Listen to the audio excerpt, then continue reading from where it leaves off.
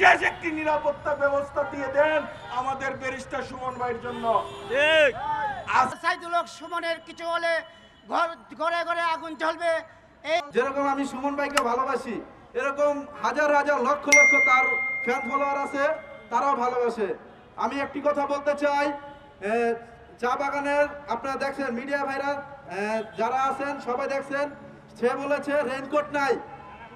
3 দিনের মাথায় সে কত রেইনকোট জানি দিছে, 1000 রেইনকোট দিছে 3 দিনের মাথায়।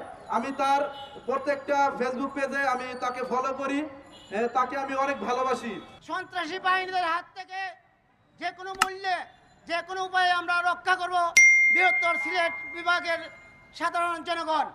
আমরা বাসায় আছি, থাকবো এবং বৈশত থাকবো এবং ব্যারিস্টার সাইদুল হক সুমনের কিছু হলে ঘরে ঘরে আগুন জ্বলবে এই আশা প্রত্যাশা রেখে এবং ব্যারিস্টার সাইদুল হক সুমনের দীর্ঘায়ু কামনা করে আমরা মাননীয় প্রধানমন্ত্রীর কাছে আবারও আকুল আবেদন জানাচ্ছি তার নিরাপত্তা ব্যবস্থা জোরদার করার জন্য। আমরা সিলেট বিভাগের মানুষ জোর হাত দিয়ে, বড় জোর হাত দিয়ে আপনার কাছে বিনীত অনুরোধ জানাই, আপনি ব্যক্তিগতভাবে এবং এনফোর্সমেন্ট ডিপার্টমেন্টকে অর্ডার দিয়ে বিশেষ একটি নিরাপত্তা ব্যবস্থা দিয়ে দেন আমাদের ব্যারিস্টার সুমন ভাইয়ের জন্য। আজকে আপনি একমাত্র আমাদের শেষ আশ্রয়স্থল, আমাদের আর বলার জায়গা নাই। 17 কোটি মানুষের প্রাণের দাবি, 17 কোটি মানুষের প্রাণের দাবি, সোনারঘাট মানুষ, মাধবপুরের 8 লক্ষ মানুষের প্রাণের দাবি।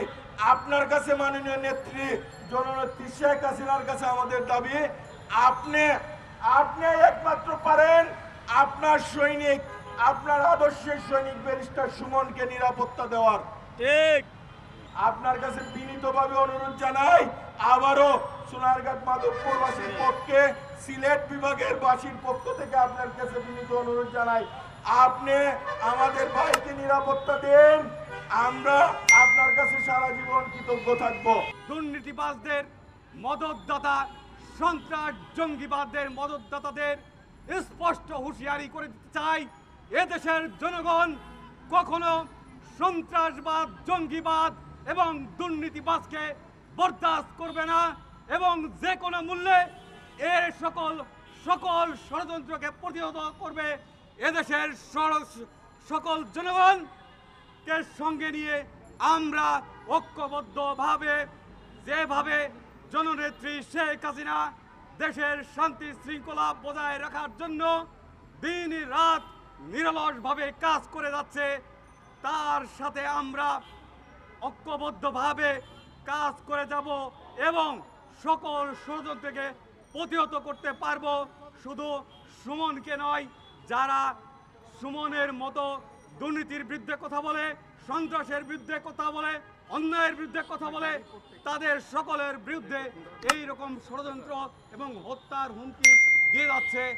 আমরা এদেশের জনগণ, এদেশের সাধারণ মানুষ নিঃসন্দেহে সকল ষড়যন্ত্র, সন্ত্রাসবাদ, দুর্নীতিবাজকে ঐক্যবদ্ধভাবে মোকাবেলা করতে পারবো।